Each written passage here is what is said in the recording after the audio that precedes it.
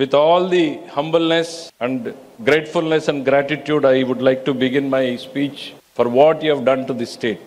మీరు ఒక మర్చిపోలేనటువంటి పరిస్థితుల్లో ప్రారంభమైంది మా ప్రభుత్వం నడక.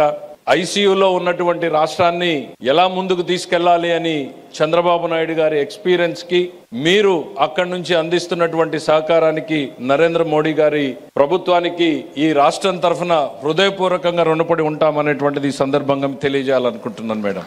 ఇవాళ మీరు రావడం కాదు మేడం, మీతో పాటు దేశ ఆర్థిక వ్యవస్థను మొత్తం తీసుకొచ్చారు. ఇక్కడ ఉన్న వాళ్ళని ఒక్కొక్కరిని చూస్తా ఉంటే వాళ్ళ అపాయింట్మెంట్ల కోసమే దాదాపు ఎంతో మంది వెయిట్ చేయాల్సినటువంటి పరిస్థితులు వచ్చేవి. The great state bank, the great union bank of India, bank of Baroda, the Canara Bank, the Bank of India, Indian Bank, Central Bank of India, NABARD, Andhra Pradesh Gramina Bank, State Cooperative Bank, Punjab National Bank, Indian Overseas Bank, IDA Bank Limited, and the largest investor LIC of India and the New India Assurance Company.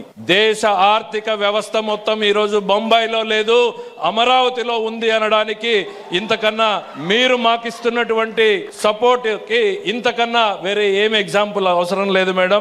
With all the wholeheartedness you have been supporting us, and we shall be ever grateful to you.